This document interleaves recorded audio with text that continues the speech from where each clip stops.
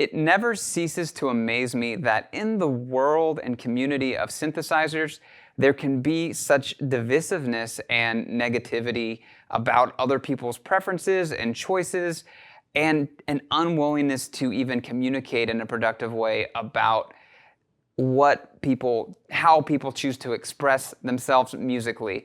Today, I wanted to talk about why that happens.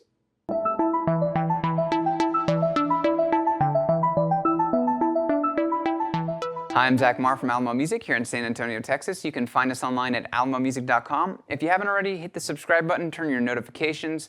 This is our Alamo Sound Lab channel where we talk about all things music tech related. And today we're talking about why VSTs are the only way to make real synthesizer music today. Just kidding. We're talking about how Behringer is really the ultimate synth manufacturer today. Just kidding.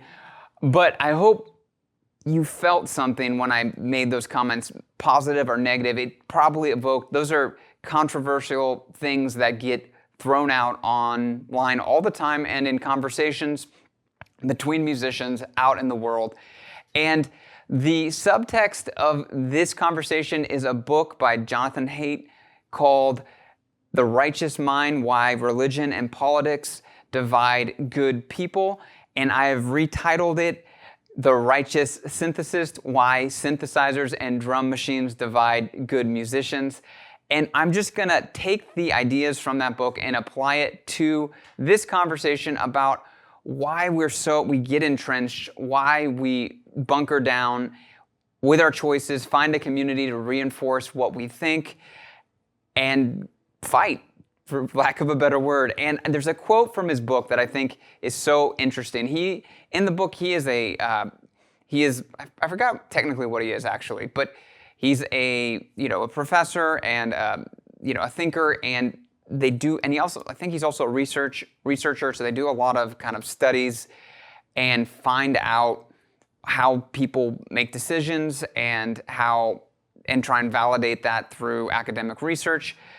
And he has a quote, and he says, when you ask, and a lot of it has to do with moral reasoning. So we're not talking about morals here, we're talking about kind of aesthetic choices, but I think it's similar. And he says, when you ask moral questions and you time people's responses and scan their brains, their answer and brain activities their answers and brain activation patterns indicate that they reach conclusions quickly and produce reasons later to justify what they've decided. So what that means, and this has been shown in studies with MRIs and how people make decisions, is that we're not, when we make decisions about what we like and what we don't like, or what we think is moral and not moral, it has anything to do with whether or not those things actually are. It more has to do with how we've been conditioned to think through our environment, and our decisions often are just so gut and instinctual that we don't even realize it, and that reason and the way the brain's evolved. And you can read the book, it's a great book, but basically reason is a slave to the passions. That's a quote from Hume, who was a famous philosopher, and he was right, and that's what Haidt shows in his book, that basically your preferences and what you think and have very strong opinions about, and the reasons you come up with, are actually after the kind of decision you've already made. It's confirmation bias. We don't look for the truth, we look for reinforcement of what we already think, so we tend to find like-minded people, we tend to build groups around this, and that was all evolutionarily beneficial, because when you needed to outperform an individual, as a society, it made more sense to form groups, and reason was an adaptive trait. This is his thesis. Reason was an adaptive trait that didn't look at reality and try and sort through what was real and what was true and what was not true, but it was designed to build groups and build communities. So a lot of the ways we think, and you see this in politics and religion, and that's mainly what he's talking about, but I think it applies to the synthesizer community as well. People join a group that meets their identity. Oh, I'm really into samplers or vintage machines or modern machines or drum machine or this drum machine or this manufacturer, Roland fanboy, Behringer fanboy, whatever. It is partially, taste, and then it becomes, well, I like this, therefore it must be the best, therefore here are the reasons why, and then you basically, that's kind of how our brains naturally work. We are able to escape that by practicing curiosity, asking questions, trying to see into other people's perspectives.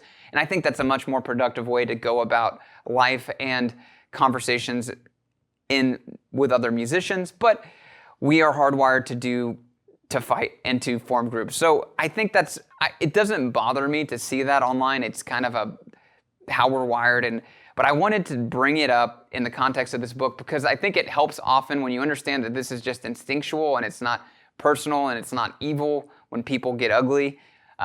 It helps both to have compassion and engage productively.